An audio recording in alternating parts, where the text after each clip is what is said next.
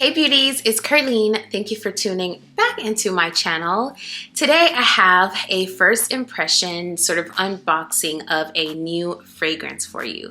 By the title of this video, you already know that I went ahead and picked up the new Valentino Donna Born in Roma Pink PP. Before you say that is a funny name, before you guys clown the name, Pink PP is a special color. This fragrance was named after a color created by the designers at Valentino. I'm sure you all have seen the images online of their fashion shows during Fashion Week where all of the designs, including the runway, was in pink. There was pink everywhere. Well, that shade of pink is what this fragrance is named after. So anyway, if you're interested in hearing my thoughts on this fragrance, then please stay tuned.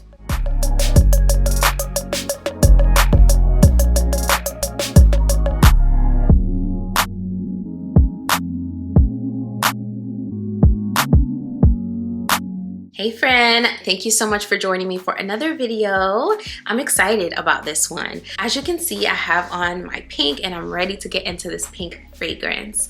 But before we do that, for those of you who are new to this channel, over here I make videos on lifestyle, luxury, I do review videos, and I also sprinkle in a little bit of my motherhood journey in my monthly vlogs. So if any of those things pique your interest, then I think you will love it here. So go ahead and hit that subscribe button, and also be sure to turn on that notification bell so you know exactly when my videos drop. All right, let's get into it.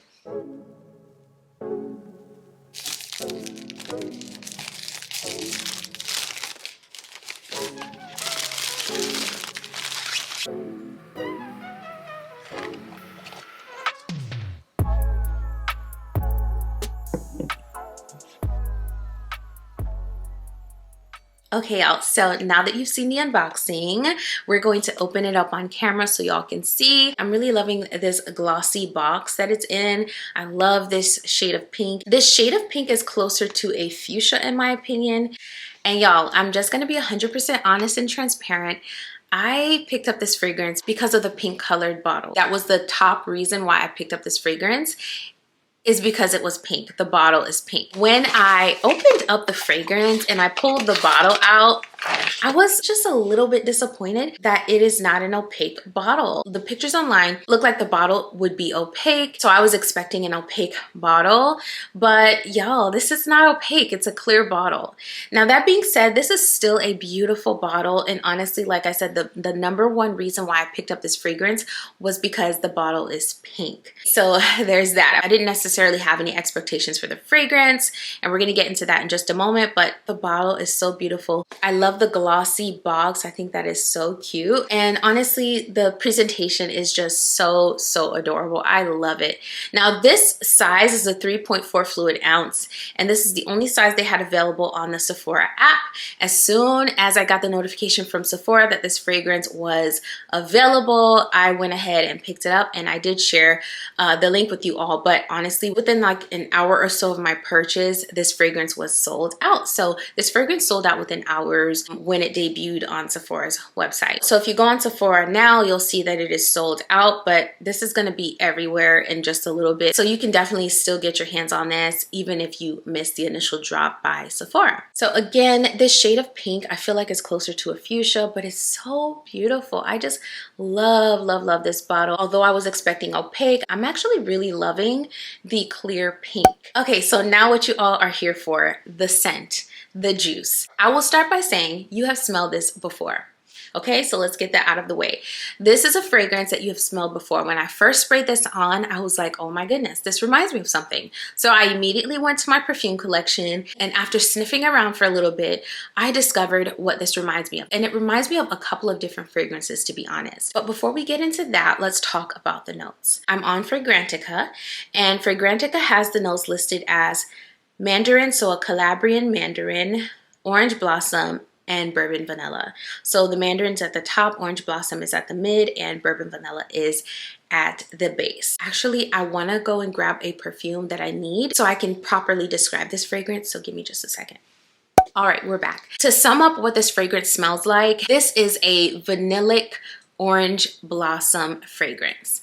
That is pretty much it. It's a very simplistic fragrance. It's not complex whatsoever. It is not going to take you on a journey. None of those things. This is a very simple fragrance. Now, all of that being said, this is still a very beautiful fragrance. So the fragrances that this reminds me of is one, Prada's Paradox.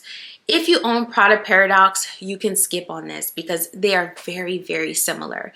The difference I feel like is this is less sharp. Orange Blossom and white florals in general have a tendency to get heady. They can get strong, headache inducing. And when I first smelled Prada Paradox, that's what I felt about it. I felt like the white florals were really sharp and heady. So that would be the number one difference I would say, is that the florals in here are more rounded, and I feel like it has something to do with the vanilla in here. This has a beautiful bourbon vanilla, and the fragrance I want to go pick up is my Black Opium Le Parfum. The vanilla that is in this, if you own this, the vanilla that is in Le Parfum, Black Opium's Le Parfum, is similar to the vanilla in here. Right away, when I first sprayed this, I got the vanilla and it reminded me of Le Parfum. So if you love the vanilla in here and you're interested in this one, you're probably going to really, really enjoy that aspect of it. So right away when you first spray it, there's a freshness, and I'm assuming that is due to the mandarin. So it's really fresh and bright and juicy. But then it quickly died down and I was left with the orange blossom and the vanilla. Like I said, this is pretty much a vanillic orange blossom all throughout the wear. But what I love about this one is that the vanilla in here, it gets sweeter and it gets more forward the longer this wears on the skin. So this is a very vanilla forward and white floral forward perfume. So if you don't like white florals, you're gonna smell the white florals from beginning to end with this fragrance. If you're not a big vanilla person, you're gonna get that heavy dose of vanilla. There's a nice and generous dose of vanilla in here.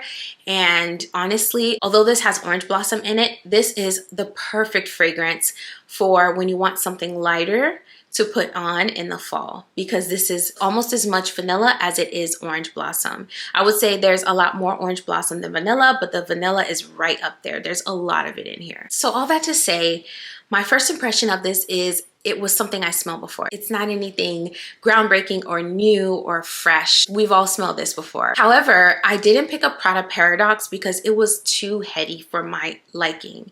This is perfect. It gives me those Prada Paradox vibes without being headache inducing for me. So that leads me to sillage. So this has about moderate sillage and moderate projection, but it's very, very long lasting. It wears closer to the skin after 3 to 4 hours, I would say. Now that's spraying lightly.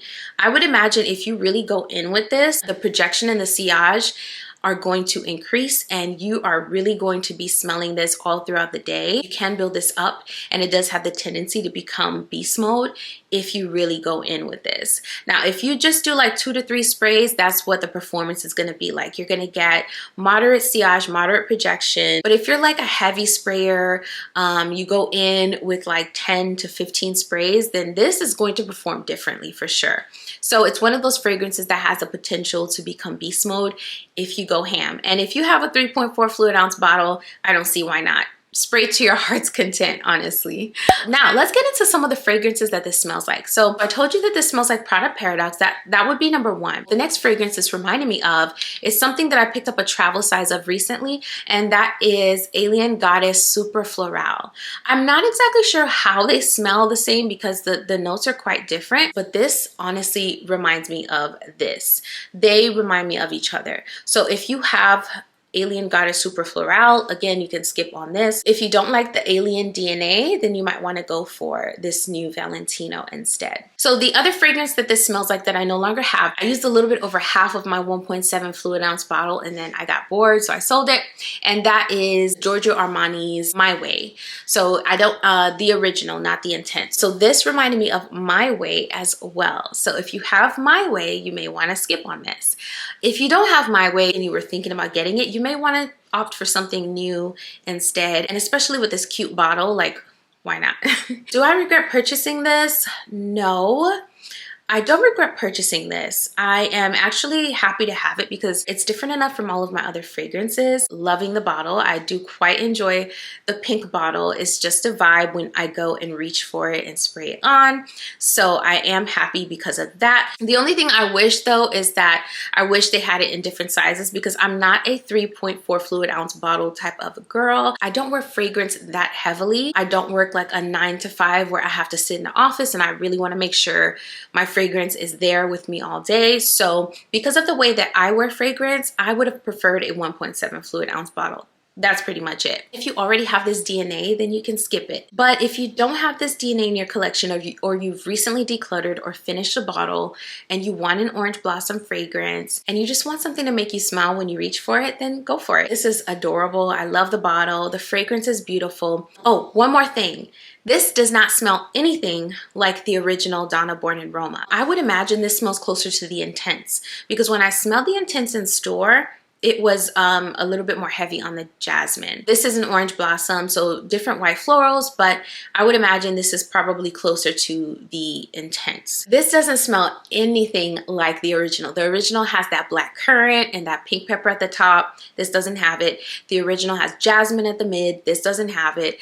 This doesn't have any of the other base notes. This just has a bourbon vanilla at the base. This is a flanker, but honestly, I feel like it's its own fragrance because of that, because it's nothing like the original. So those are my thoughts. I'm gonna spray this on because I do have some of it on from earlier. Spray some of my hair. Oh yeah, it's super pretty, y'all. It's super pretty. It's not groundbreaking, it's nothing new, but it is super duper pretty and looks beautiful on your vanity. And if you're digging this DNA, you like this DNA, then, you know, go ahead and get it, especially when they release different sizes.